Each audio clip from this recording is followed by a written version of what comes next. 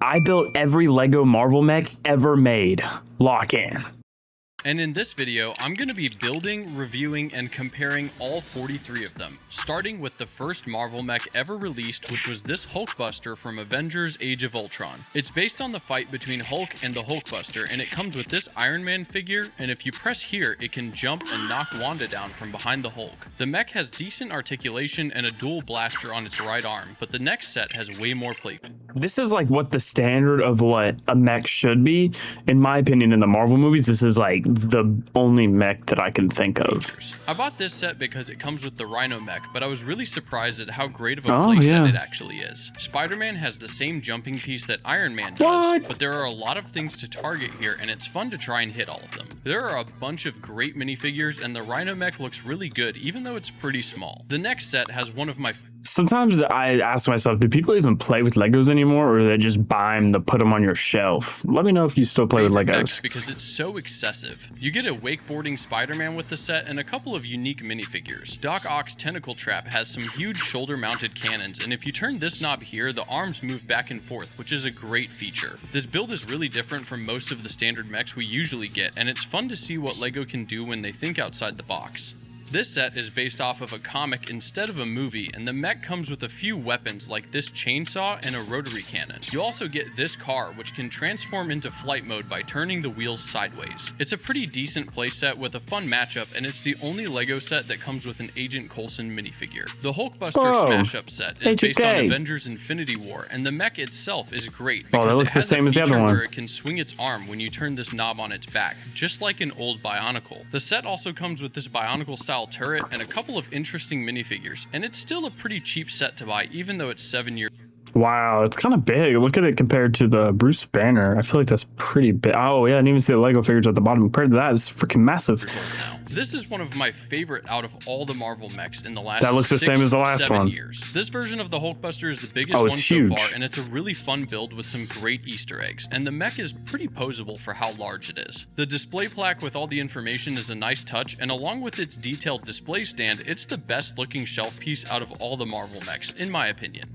Spider-Mech vs. Venom is a 2-pack with a fun face-off. The Venom mech is massive, and it looks awesome with all the printed and stickered details. The Spider-Mech has a big web grabber claw, and it's pretty large too, so it feels like a good matchup. You get Spider-Gwen and Aunt May included, and I feel like the scale of these mechs is way better. I don't like the way that Venom looks. His face, there's something wrong with his face.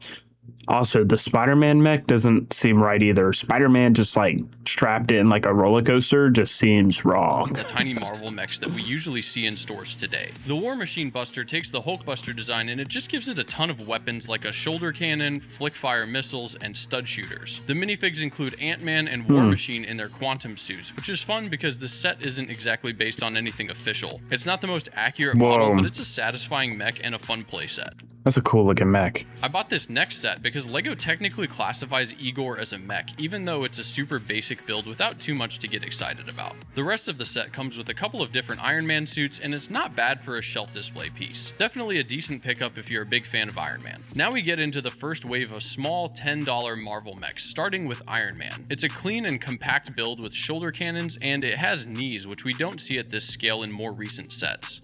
The Thanos mech comes with a minifigure based on his look from Ragnarok, and the mech has an oversized brick-built Infinity Gauntlet, which is kind of fun. The last small mech in the wave is Spider-Man's mech armor, which comes with a bunch of web effect pieces, and I like how they build the spider legs on its back. It's definitely the coolest of the 3 cheap mechs from this wave. The set is actually for 4-year-olds, so it's a pretty simple build, which comes with a Spider-Man helicopter and a bank vault. The mech in this set is for Mysterio, and I actually like it, but it just makes me wish that they could make a more complex version of this because a bigger Mysterio mech would be really cool. This set is pretty much perfect if you ask me. It comes with a spider jet that's super sleek, and it's absolutely loaded with weapons. Spider-Man Noir is an exclusive figure to the set, and the Venom mech looks great. It has 4 arms, and it looks intimidating with all of its spikes. As good as the other one. Iron Man Hulkbuster vs. AIM Agent is one of the stranger looking sets with the head of the mech looking kind of squished, but it's still a fun set with the shoulder mounted missile launcher, and I love the hover pack that they gave to this minifigure. I got That's the cool. second wave of cheap Marvel mechs as a 3-pack, which Ooh, helps save a little bit of money. Miles. The Captain America mech armor is probably my Wait, have I least seen favorite, that? but it has a large printed shield and some nice blue and red color work. Thor's mech swaps the shield for a translucent hammer and uses some red panel pieces on the back to mimic his cape. The Miles Morales mech has a cool color scheme and it comes with a bunch of web effect pieces, which gives you lots of options. This next set is fun because of how unique it is. I really like the design of this mech. The use of all the piston pieces makes it look more mechanical, and I think it's the perfect amount of printed and stickered details. It's a very playable set, and the minifigures that come along with it are exactly what should be included based on the original movie. This set is based on the What If series, which I never ended up watching, but I love the color scheme of this mech. It looks great, and it also transforms into a car, which makes for a fantastic play feature that I didn't expect to see. The Hydra Stomper is also from What If, and I also like that they picked a more vibrant color for the mech. Unfortunately though, it's a pretty standard mech, so it doesn't have any transformation features like the last set. At least the minifigures are interesting, so that helps.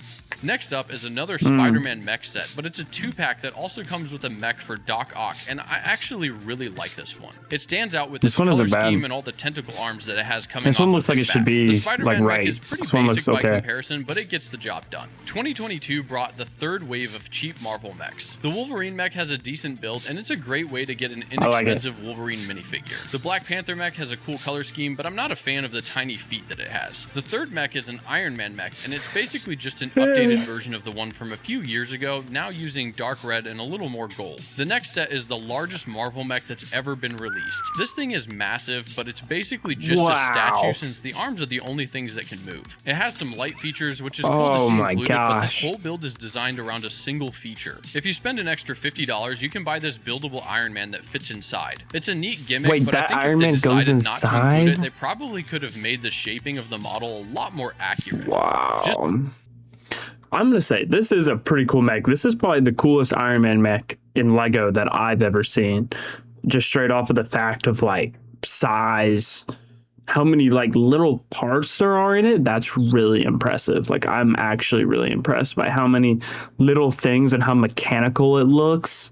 But it still doesn't even look that hard to build. But that's pretty freaking cool.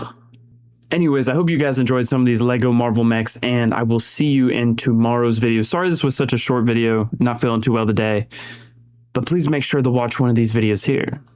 See you tomorrow. Peace.